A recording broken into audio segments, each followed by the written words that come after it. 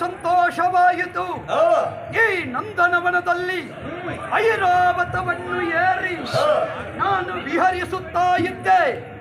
ಈ ತನ್ಮಧ್ಯೆ ನಿಮ್ಮ ಆಗಮನವಾಯಿತು. ಇನ್ನ ಗದ್ದಲವೇ ಹೆಚ್ಚಾಗಿ ಹೋಗಿದೆ. ನೋಡಿ, ನಮ್ಮ ಮರ್ಯಾದೆಯ ಪ್ರಶ್ನೆ ಯಾರು ಮಾತಾಡಬಾರ್ದು, ಗೊತ್ತಾಯ್ತಲ್ಲ? ಯಾರ ಉಸಿರು ಕೇಳಬಾರ್ದು.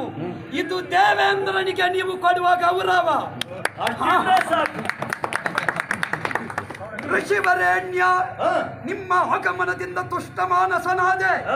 ಈ ನಂದನವನದಲ್ಲಿ ಗಜೇಂದ್ರನ ಕೂಡೆ ವಿಹರಿಸುತ್ತಾ ಇದ್ದೆ. ಐರಾವತವನ್ನೇರಿ ಬಂದಿದ್ದೆ. ಸಾವಿರ ಸೊಂಡಿಲು ಕಾಣುತ್ತದೆ. ಇನ್ನು ನಮ್ಮ ರಾಜಹಂಸ ಅಲ್ಲಿಯೇ ಉಂಟು. ಇರ್ಲಿ ತೊಂದರೆ ಇಲ್ಲ. ಕೊಳದಲ್ಲಿ ಹಾಗಾದ ಕಾರಣ ಈ ವೇಳೆಯಲ್ಲಿ ನೀವು ಬಂದಿದ್ದೀರಲ್ಲ. ಆದರೆ ಏನು ಮಾಡೋಣ, ನೀವು ಇಲ್ಲಿಗೆ ಬಂದದ್ದು ಸರಿಯಾಗಲಿಲ್ಲ. ನೀವು ಸ್ವಲ್ಪ ಬೇಗ ಬರ್ಬೇಕಿತ್ತು. ಏನು ಬಹುಶಃ ಸರಿಯಾದ ದಾರಿಯಲ್ಲಿಲ್ಲ ಕಾಣ್ತದೆ. ಇಲ್ಲ, ನಾನು ದಾರಿಯಲ್ಲಿದ್ದೇನೆ, ನಿಮಗೆ ದಾರಿ ತಪ್ಪಿತು.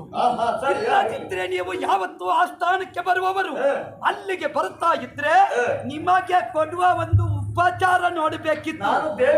ಈಗ ನೀವು ತಡವಾಗಿ ಬಂದು ಯಾವುದೂ ಬರ್ಲಿಲ್ಲ ಅಂತ ಹೇಳಿದ್ರೆ ನಾವೇನು ಮಾಡುವುದಕ್ಕೆ ಸಾಧ್ಯ? ಆದ್ದರಿಂದ ಸ್ವಲ್ಪ ಸೈರಿಸಿಕೊಳ್ಳಿ.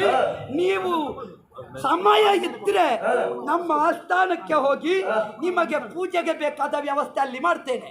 ನಾನು ಬಂದದ್ದು ಯಾಕೆ ಗೊತ್ತುಂಟ? ಯಾಕೆ?